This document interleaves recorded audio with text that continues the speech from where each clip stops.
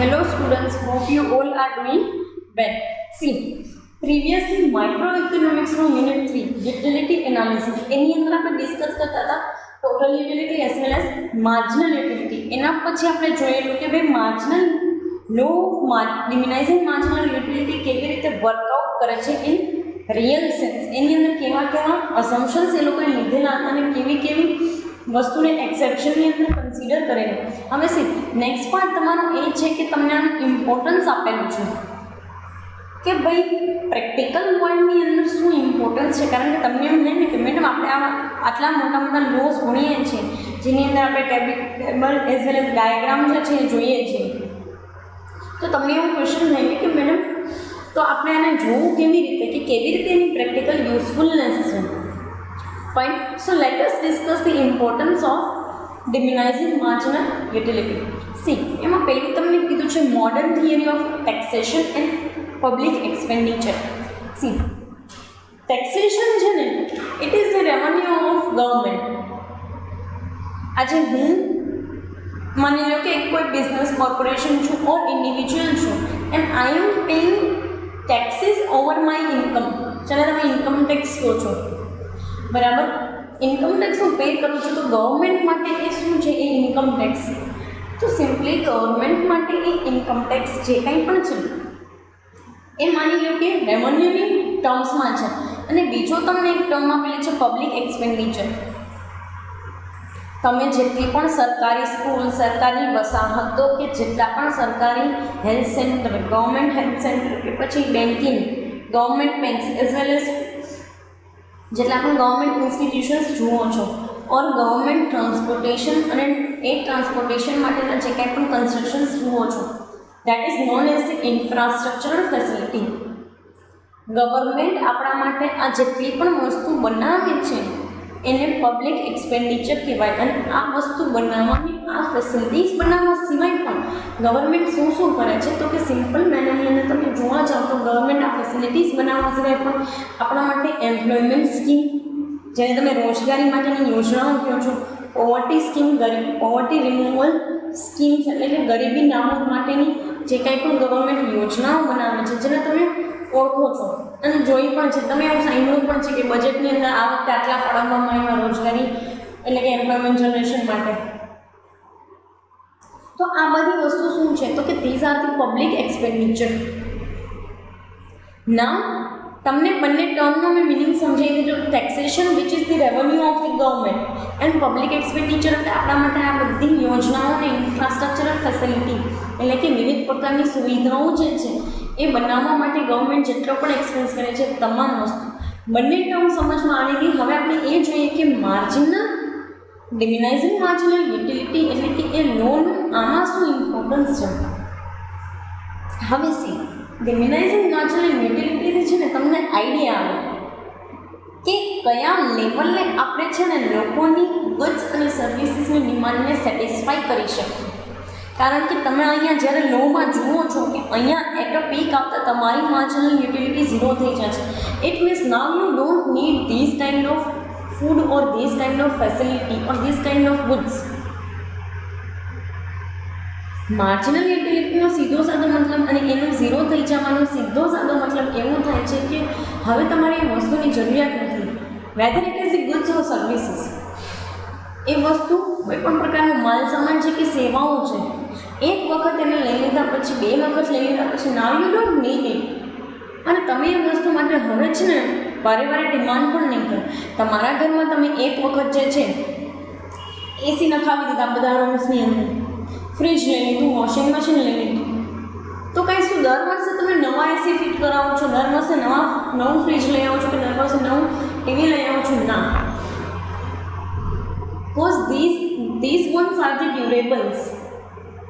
તો ગવર્મેન્ટને આઈડિયા આવે કે કયા લેવલે લોકો જે છે ને એ એટ અ પીક એટલે કે એટ ટોચ, તમે જેને ટોચ કહો છો, at a peak level satisfaction they will gain.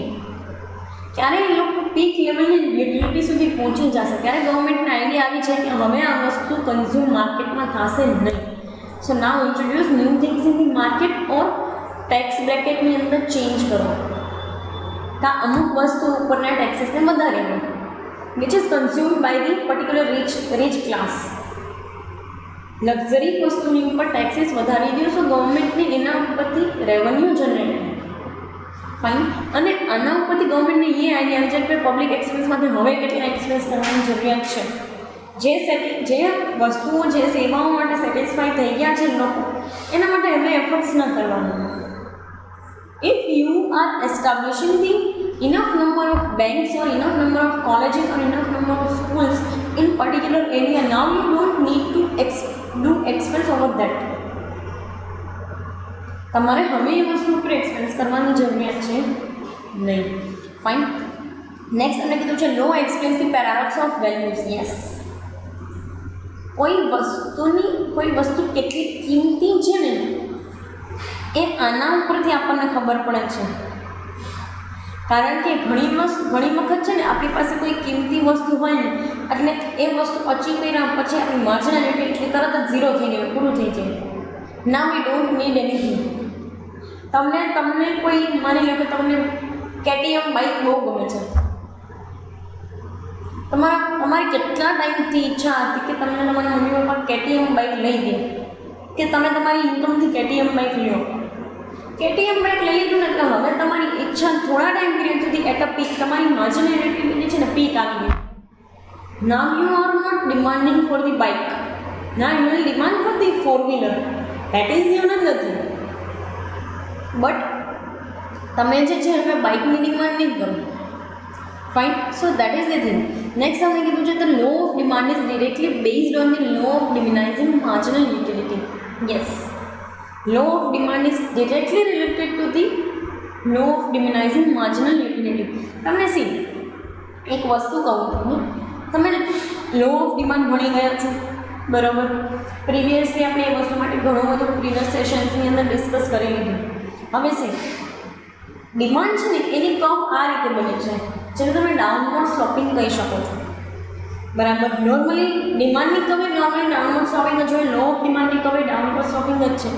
અને તમને એક વસ્તુ અહીંયા બતાવું છું, જુઓ તમે આ માર્જિનલ યુટિલિટીની કર્વ છે. This is also the downward સ્લોપિંગ.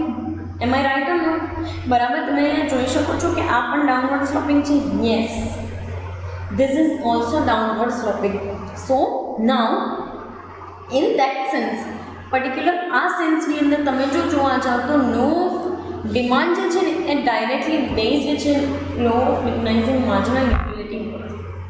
બરાબર. જે આપણે આગળનો એક ટોપિક છે જેની અંદર આપણે જોશું, બહુ નાનકડો એવો ટોપિક છે, તમને ઇફેક્ટિવ વેની અંદર સમજાવીશું. ફાઇન. નેક્સ્ટ તમને એમ પૂછે the law of diminishing marginal utility also guides a customer to spend his income in such a manner so as to maximize his total satisfaction.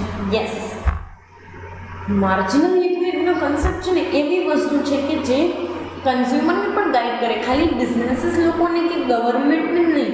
બરાબર. અહીંયા બિઝનેસ લોકોનું કામ છે, અહીંયા ગવર્મેન્ટનું કામ છે. ખાલી બિઝનેસીસ અને ગવર્મેન્ટને જ નહીં બટ કન્ઝ્યુમરને પણ ગાઈડ કરે. કેવી રીતે? તો કે સિમ્પલી કોઈ કન્ઝ્યુમરને જે છે એ પરચેસ કરવી છે કોઈ વસ્તુ, બરાબર, પરચેસ કરવી છે અને and they are purchasing those things. But એક લેવલ પછી એને માર્જિનલ યુટિલિટી મળી ગઈ છતાંય તમે એના માટે વધારે જે છે સ્પેન્ડ કર્યું છે. And now things are just in your cupboard or in anything. તમારા કબર્ડની અંદર વસ્તુઓ પડેલી છે, એમને આઈડિયા પડેલી છે, એટલે કે એમને નબળી પડેલી છે વસ્તુઓ.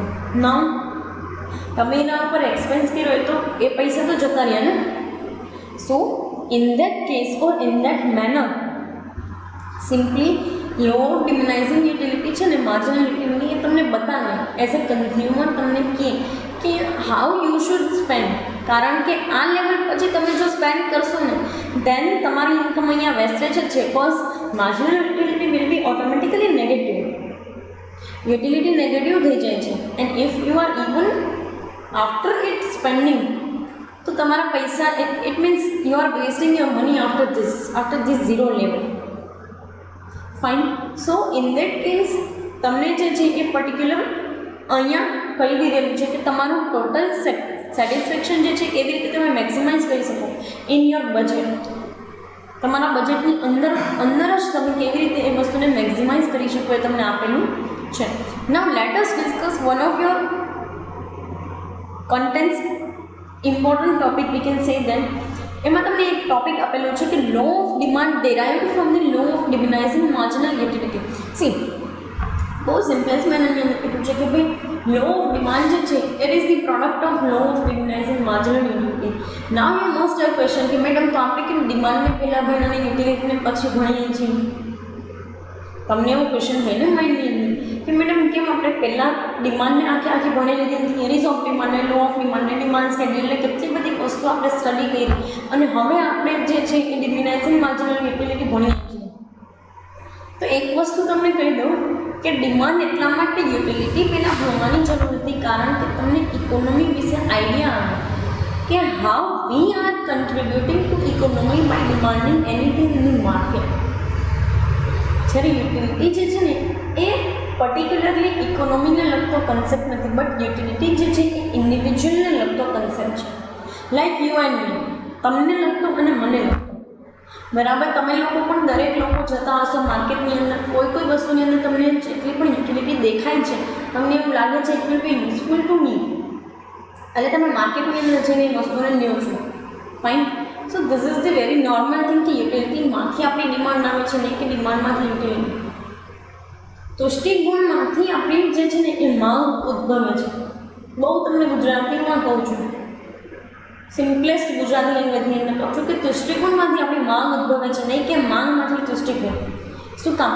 કારણ કે તમને એવું લાગ્યું છે ક્યારેક કોઈ વસ્તુને કન્ઝ્યુમ કરીને કે કોઈ વસ્તુને જોઈને that it will be useful to me, it will give pleasure to me, it will give satisfaction to me, and then only I can buy this thing, and that's why you are buying from the market and that becomes your demand.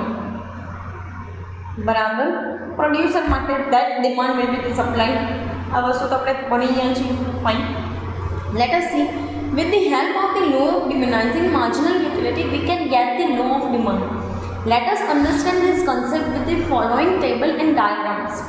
Consider that 1 unit of utility is equal to the ₹1. બરાબર, યુટિલિટીનું એક જે level છે બરાબર એ શું છે તો કે ₹1ની price સાથે એ લોકોએ એને જે છે એ મેઝર આઉટ કરેલ છે. જેમ કે સી તમે અહીંયા જુઓ છો કે product units of product x ₹5 એક જ યુનિટ હતું, ₹4 2, ₹3 3, ₹2 4, ₹1 5 units. This is the demand. આ તમને ખબર છે કે પ્રાઇસ વધારે હોય તો ડિમાન્ડ ઓછી હોય. This you all know. આ આપણો સિમ્પલી લો ઓફ ડિમાન્ડનો કન્સેપ્ટ છે કે જેમાં પ્રાઇસ વધારે જ્યારે હોય ત્યારે માર્કેટમાં એ વસ્તુની ડિમાન્ડ ઓછી હોય. તો આ લોકોએ તમને એક વસ્તુ કીધી કે consider 1 unit of the utility is equal to the ₹1. અહીંયા એક યુટિલિટીનું યુનિટ છે એને તમે ઇક્વલ ટુ ₹1 કન્સિડર કરો છો. તો ₹1 એક જેટલી યુટિલિટી બરાબર, ₹2 2 જેટલી, ₹3 3 જેટલી, ₹4 4 જેટલી, ₹5 5 જેટલી. This is the one of the simplest tabular format V can say that the. હવે સી હું તમને એક ડાયાગ્રામ બંને સમજાવું છું. બરાબર, હવે સી અહીંયા 2 ટાઈપનું ડાયાગ્રામ છે. One is the marginal utility and other one is the demand. એક તમને માર્જિનલ યુટિલિટી કર્વ આપેલું છે, બીજી જે છે ડિમાન્ડ કર્વ આપેલું છે. બંને વસ્તુને આપણે દોરીએ. અહીંયા છે ને તમને માર્જિનલ યુટિલિટીની પ્રાઇસ આપી છે અને અહીંયા એક્સ એક્સિસ ઉપર જે છે એ યુનિટ્સ આપેલા છે. પહેલાં બંને વસ્તુને મેઝર આઉટ કરીએ તો એક યુનિટે 5 માર્જિનલ યુટિલિટી, યસ અહીંયા 1 એ 5 બરાબર. 2 યુનિટે 4 માર્જિનલ યુટિલિટી, તો કે હા 2 યુનિટે 4 માર્જિનલ યુટિલિટી, અહીંયા બી પોઈન્ટ બરાબર. 3 યુનિટે 3 marginal utility, yes we can see that કે 3 યુનિટે 3 માર્જિનલ યુટિલિટી આપેલી છે સી પોઈન્ટે. દેન તમને આપેલું છે 4 યુનિટ એ 2 માર્જિનલ યુટિલિટી, તો 4 યુનિટે 2 marginal utility at the point D. And then we are moving on to the 5 unit એ 1 યુટિલિટી. તો અહીંયા પણ આપેલું છે 5 યુનિટે 1 utility at the point E. તો તમે આખી માર્જિનલ યુટિલિટી કર્વને જો જુઓ ને તો it will look like demand curve. તમે ડિમાન્ડ કર્વ જેવી જ એકદમ માર્જિનલ યુટિલિટીની કર્વ બને છે. જ્યારે આમાં તમને પ્રાઇસ અને યુનિટ્સ આપેલા છે બરાબર, જેમાં બી જોઈ લઈએ 1 યુનિટે ₹5ની પ્રાઇઝે 1 યુનિટે 5 રૂપિયાની પ્રાઇસ જે છે ત્યારે 1 યુનિટ આપણને જોવા મળે છે, બરાબર. પ્રાઇસ 5 છે તો 1 યુનિટ જેટલી ડિમાન્ડ. પ્રાઇસ 4 છે તો 2 યુનિટ જેટલી. યસ, પ્રાઇસ 4 એ 2 યુનિટ જેટલી. You can see at the point D. Price 3 યુનિટની ડિમાન્ડ પણ 3 છે. Yes, you can see this at point C કે 3 પ્રાઇસ પણ 3 પ્રાઇસ જે છે ત્યારે યુનિટની ડિમાન્ડ પણ 3 છે. You can see at 2 rupees 4 units demand. Yes, 2 રૂપિયા 4 યુનિટની ડિમાન્ડ છે. એક્ઝેક્ટલી 1 રૂપિયા 5 યુનિટની ડિમાન્ડ છે પોઈન્ટ ડી અને ઈ ઉપર.